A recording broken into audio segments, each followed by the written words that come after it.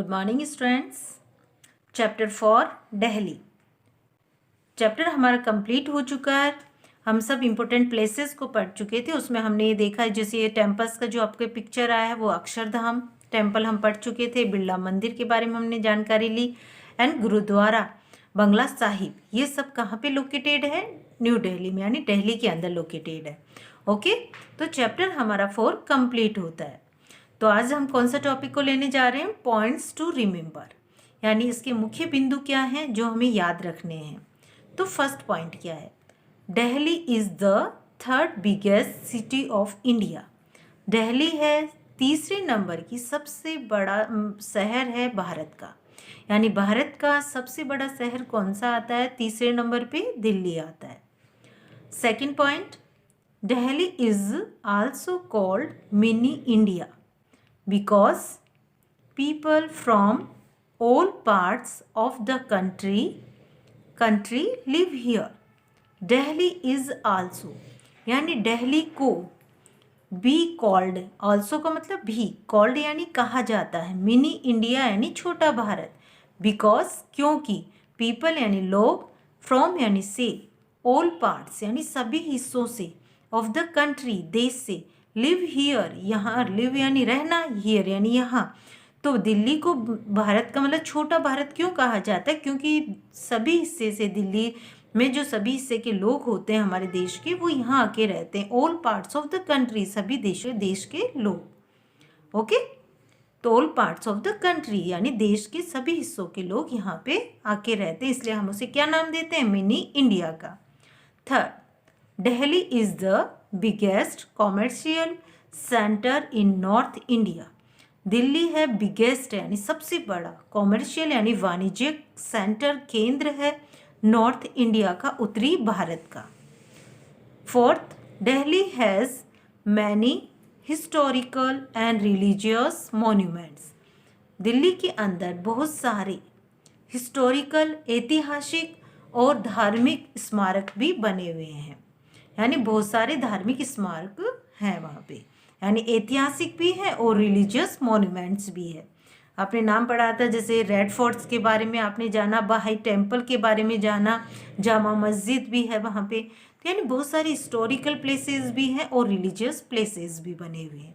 Okay, keywords. तो first वाला क्या है? मॉन्यूमेंट। मॉन्यूमेंट क्या है? ए हिस्टोरिकल बिल्डिंग, स्मारक कहते हैं, तो वो क्या है? एक ऐतिहासिक बिल्डिंग को हम क्या कहते हैं? मॉन्यूमेंट कहते हैं। ओके, तो a historical building. Second word कौन सा? टावर के बारे में है। ए वेरी टॉल स्ट्रक्चर, यानी हम टावर किसे कहते हैं? एक बहुत बड़ा सारा स्ट्रक्चर बना होता है ना, लंबा सा, उसे हम क्या कहते हैं? टावर कहते हैं।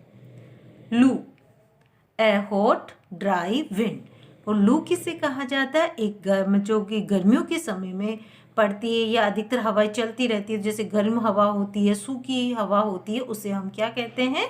लू कहते हैं। Okay, exercises. अब हमारा जो टॉपिक स्टार्ट होने जा रहा है आगे का, तो वो एक्सरसाइज वाला है, अभ्यास की तरफ हम बढ़ रहे हैं। तो फर्स्ट टॉपिक क्या है? ए है टिक द करेक्ट ऑप्शंस, हमें टिक करना है करेक्ट ऑप्शंस पे। First, on which reverse bank is Delhi located. तो क्या पूछा जा रहा है आपसे? ऑन विच रिवर यानी कौन सी नदी के किनारे, बैंक यानी किनारे, दिल्ली लोकेटेड यानी दिल्ली स्थित है।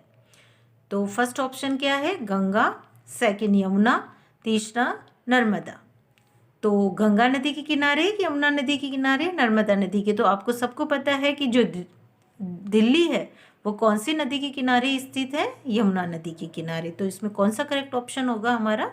बी वाला। ओके, यमुना नदी। Second, Delhi is the, Khalistan है बिगेस्ट सिटी ऑफ इंडिया। तो इसमें हमें क्या करना है? Delhi is the biggest city of India.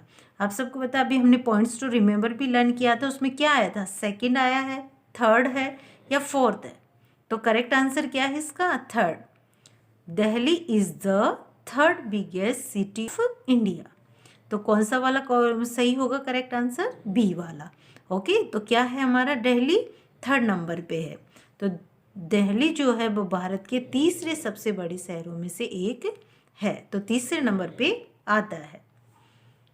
Third, who built the Red fort, किसने लाल किले का निर्माण किया था? अकबर ने, शाहजहां ने या औरंगजेब ने? तो रेड फोर्ट का निर्माण किसने किया था? शाहजहां ने। ओके, तो Shahjahan build the Red Fort. Okay student, तो याद हो गए होंगे क्वेश्चंस। तो बी वाला, राइट ट्रू और false. First, Indira Gandhi International Airport is located in Mumbai. यहाँ पे आपसे ट्रू और फॉल्स के बारे में पूछा जा रहा है, तो आप सबको याद होगा इंदिरा गांधी इंटरनेशनल एयरपोर्ट है वो कहाँ लोकेटेड है? मुंबई में है क्या?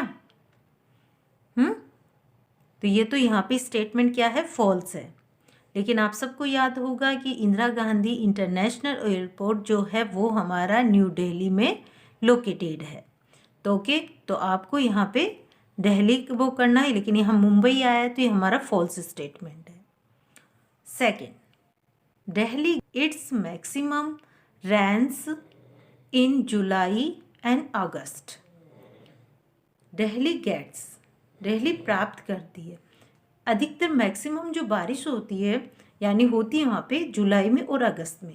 तो क्या ये सही है स्टेटमेंट? यस, ये स्टेटमेंट क्या है हमारा? ट्रू है। ओके, तो अधिकतर जो बारिश होती है हमारे दिल्ली के अंदर वो जुलाई और अगस्त के समय होती है। एंड थर्ड वाला, द लू इज ए कॉल्ड विंड। क्या कहा जा रहा है? लू है एक ठंडी हवा होती है? नो, आप सबको पता है क्या होती है। ये स्टेटमेंट यहाँ पे क्या लिखा हुआ है? फॉल्स है। जैसे कि आप जनरली आप जानते हो लू होती है, लू is a hot dry wind, यानी एक लू जो है वो एक गर्म है और सूखी हवा होती है। जबकि यहाँ पे क्या दिया गया है? कोल्ड विंड, तो ये फॉल्स है।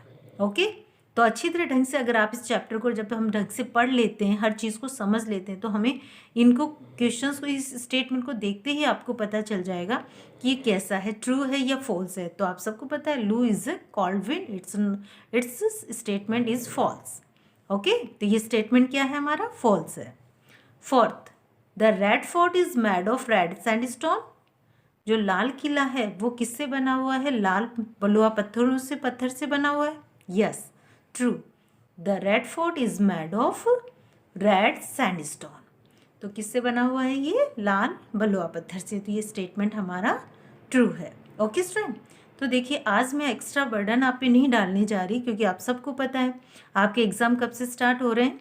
थर्ड टर्म से एग्ज़ाम 16 से।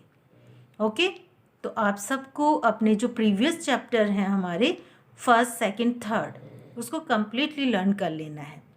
आपके 4 चैप्टर नहीं आएंगे, 3 चैप्टर आएंगे। तो 3 चैप्टर को आप लोग लर्न करना है, tick the correct answer learn करना है, ट्रू एंड फॉल्स करना है, फिल इन द ब्लैंक्स अगर उन चैप्टर में है तो वो भी लर्न करने, एंड विथ क्वेश्चन आंसर।